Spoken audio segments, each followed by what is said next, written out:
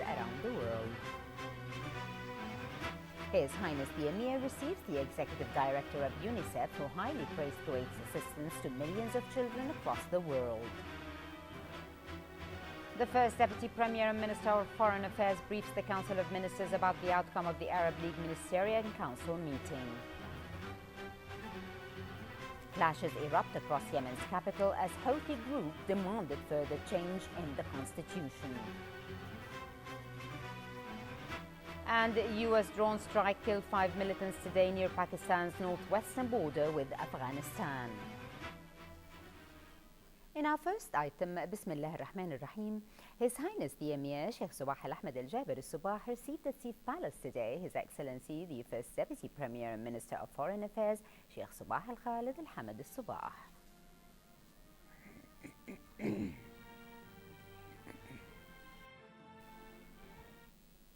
His Highness the Emir Sheikh Sabah Al-Ahmed Al-Jaber Al-Sabah received at Sif Palace today morning His Excellency the First Deputy Premier and Minister of Foreign Affairs Sheikh Sabah Al-Khalid Al-Hamad Al-Sabah and the Executive Director of UNICEF Anthony Lake and his accompanying delegation on the occasion of his visit to the country.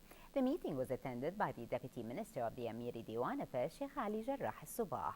The UNICEF Executive Director expressed thanks to His Highness the Emir for Kuwait's contributions to millions of children across the world, especially in Syria.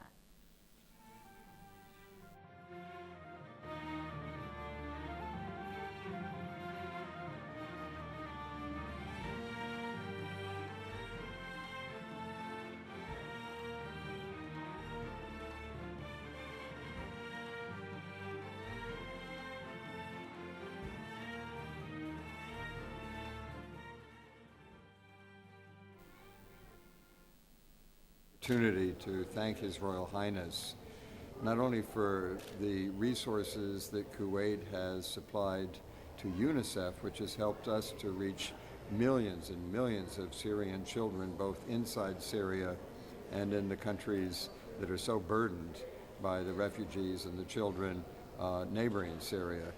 It has allowed us to provide vaccinations to children. We could not have done the campaign against polio that we did in Syria without Kuwait's support, but also in supplying water to both children and their families, to supplying education and psychological counseling to the children who have suffered so much, both inside Syria and in the neighboring countries. But I also was able to thank him for Kuwait's leadership in mobilizing resources from other governments and other donors, and will be doing so in now the third Kuwait conference coming up soon. So we could not be more appreciative, not on UNICEF's behalf, but on the behalf of all the children that together with Kuwait, we are helping in this region. His Highness the Emir Sheikh Sabah Al-Ahmed Al-Jaber Al-Sabah received at Sif Palace this morning the General Prosecutor Consul Dirar Ali Al-Asousi, the First General Attorney Consul Sultan Majid Bujarwa, and the Director of Public Funds General Prosecution Tariq Mhalhal Al-Yasin, who briefed His Highness on a number of issues pertinent to public funds. His Highness the Emir commended the efforts being made by the General Prosecution in following up those issues and taking proper verdict on them. His Highness the Emir asserted that public funds are respected and the state would not refrain from bringing to justice anyone who may venture to abuse public money. His Highness the Emir said he, as well as the people of Kuwait, are proud of the judiciary authority integrity, which is acknowledged by everyone. His Highness also renewed his keenness to see justice done all the time. His Highness the Crown Prince Sheikh Nawaf Al-Ahmed Al-Jaber Al-Sabah received at Sif Palace this morning Chairman of the Executive Committee of the National Union of Kuwait Students, Mr. Mohammed Mshan Lataibi, and the committee members. His Highness the Crown Prince urged the students to exert maximum efforts to succeed in their studies and obtain the highest university degrees so they can contribute to the progress and development of their country and build its bright future under the prudent leadership of His Highness the Emir Sheikh Sabah Al-Ahmed Al-Jaber Al-Sabah. His Highness also told the students that they should be able to live up to their responsibility and reflect the bright image of the Kuwaiti youth who abide by their faith and values of their history and be the best ambassadors for their country at the international forums.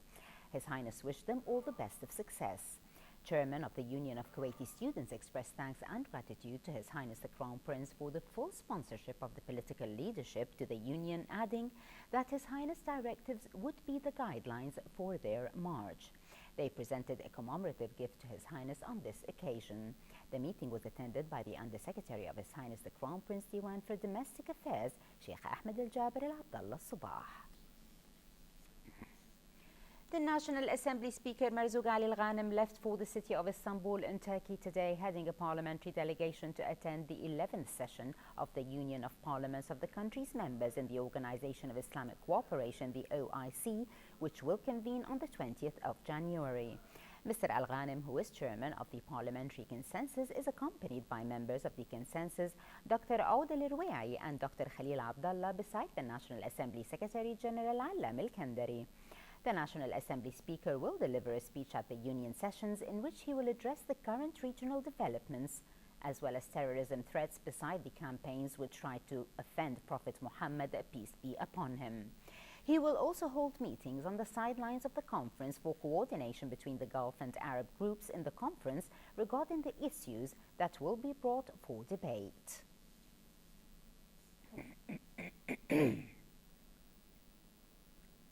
The Council of Ministers was informed in its ordinary session today, under the chairmanship of His Highness Sheikh Jaber Al-Mbarak Al-Hamad Al-Subah, the Prime Minister, of the messages addressed to His Highness the Emir from the Yemeni President Abdurrabbu Mansour Hadi, the Turkish President Recep Tayyip Erdogan, and the UN Secretary General Ban Ki-moon. The Minister of State for Cabinet Affairs, Sheikh Mohammed Abdullah Al-Mbarak Al-Subah, said the Council of Ministers was also briefed by the First Deputy Premier and Foreign Minister, Sheikh Subah Khalid Al-Hamad Al-Subah, about his visit to Lebanon, during which he held talks with Lebanese officials regarding the recognition of the Palestinian state. He also spoke about the outcome of the recent meeting at the Arab League by the Arab foreign ministers, during which developments related to the Palestinian question were discussed, including the draft resolution at the UN Security Council, which called for termination of the Israeli occupation and bringing about a final political settlement. The Arab League meeting at the ministerial level also discussed the current situation in Libya in light of the escalation of terrorist attacks and expressed support to the UN efforts to bring the combatants in Libya to the negotiating table. The First Deputy Premier and Minister of Foreign Affairs also explained to the Cabinet meeting the outcome of the current visit to Kuwait by the Turkish Foreign Minister Mevlut Cavusoglu and the talks with him, which centered on the existing distinct relations between the two countries and ways of boosting them in various domains. The Minister of State for Cabinet Affairs said, in harmony with the directives of His Highness the Emir regarding the need to protect public funds and hold anyone who abused those funds accountable for their deeds, the Council of Ministers issued a resolution asking the Legal Opinion and Legislation Department, in coordination with the Public Authority for Social Security, to start legal procedures regarding all the suspected encroachment on public money in the authority and to open an investigation of those suspicions inside and outside the State of Kuwait. The Council of Ministers also discussed the latest political developments at the Arab and international levels.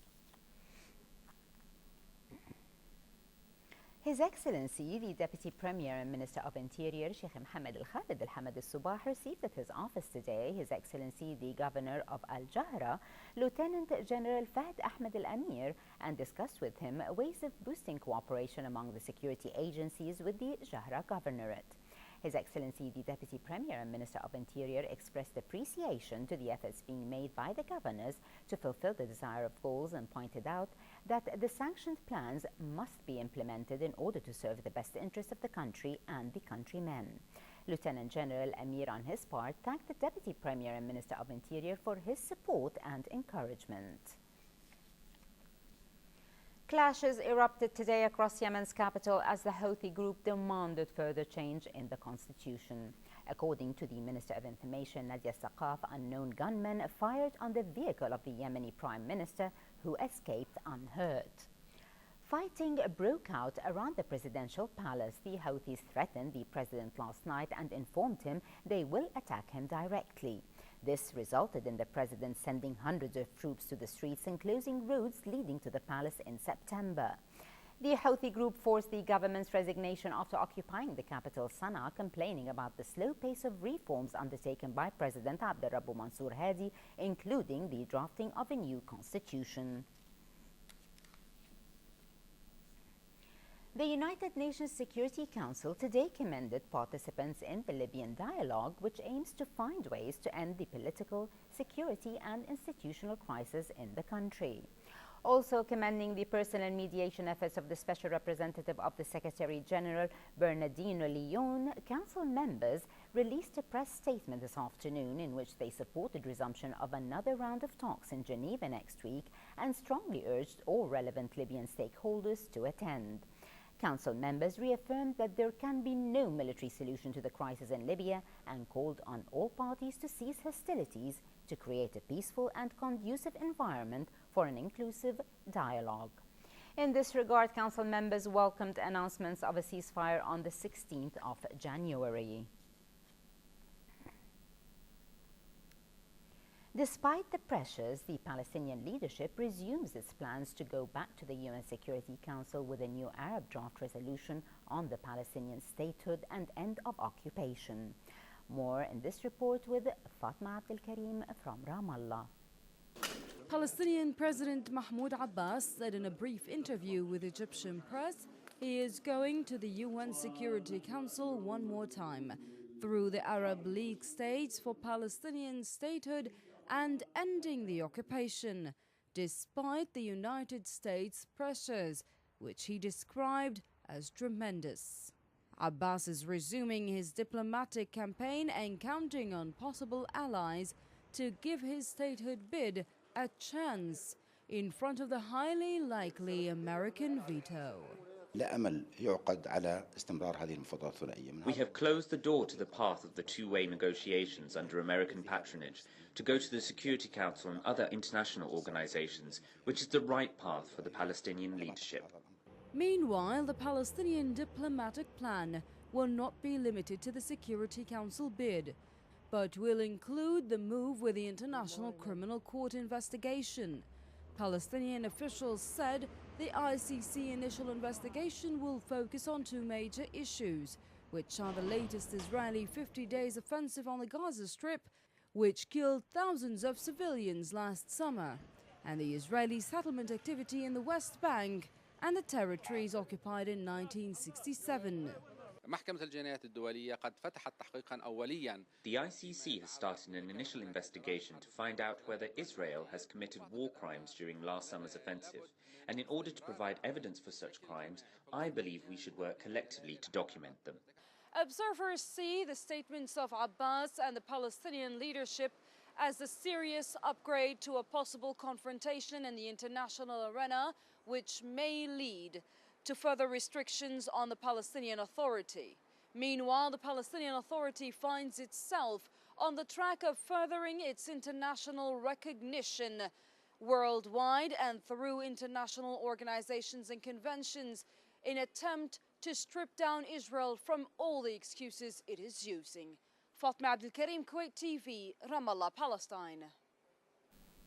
The EU's foreign policy chief Federica Mogherini called for a broad alliance to tackle terror, including Muslim nations, at a ministerial summit in Brussels.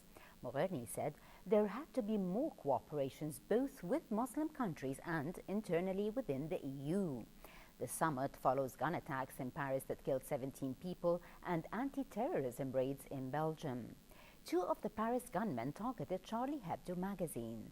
A mass rally was held today in the Russian region of Chechnya to protest against these sarcastic cartoons.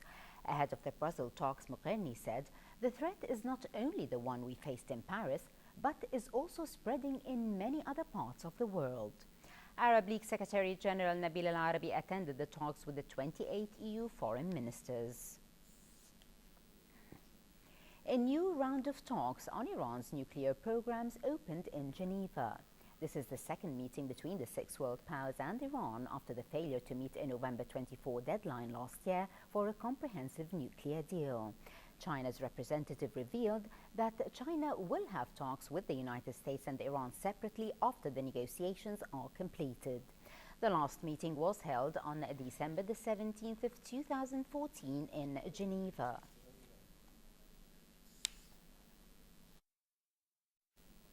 At least 5 people have been killed in a U.S. assassination drone attack in Pakistan's North Waziristan tribal region.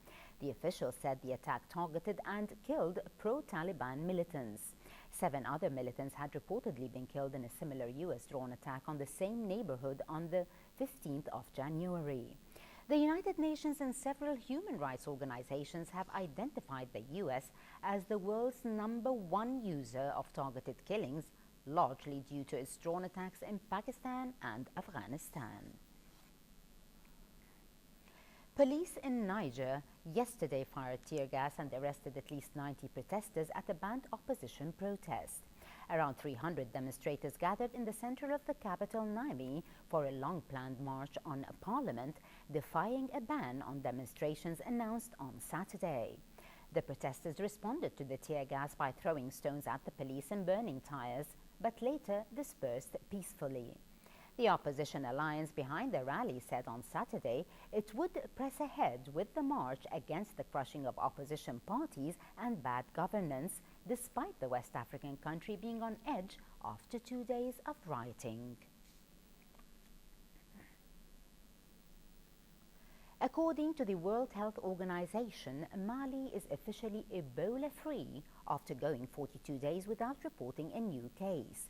The country's health minister, Ousmane Koni, made an announcement during a national broadcast last night, during which he praised the country's health workers and Malian authorities for weeks of intense work that led to the result. Meanwhile, children in Kenya start the school year today after a 5-month delay due to Ebola. Liberia plans to reopen schools next month. It's a sign of progress as those 2 countries turn the tide against the epidemic. And in our final item tonight, we move on to the local business news, where Kuwait Stock Exchange ended trading today in the red zone as the weight index lost 1.79 points, the price index dropped 28.04 points, and the KSX 15 shed 7.39 points. The number of trades amounted to 7,577 transactions, worth about 27 million Kuwaiti dinars, with around 432 million shares changing hands. For a chance to see our reports again, please visit our YouTube channel at MOI Kuwait News. Well, with that, we conclude our news bulletin. Thank you for joining us. Have a pleasant time. I'm Ma'am Power. Before we go, we remind you once again of our main top stories. Have a pleasant time and good night. His Highness the Emir receives the Executive Director of UNICEF, who highly praised Kuwait's assistance to millions of children across the world. The First Deputy Premier and Minister of Foreign Affairs briefs the Council of Ministers about the outcome of the Arab League Ministerial Council meeting. Clashes erupt across Yemen's capital as Houthi group demanded further change in the constitution. And U.S. drone strike killed 5 militants today near Pakistan's northwestern border with Afghanistan.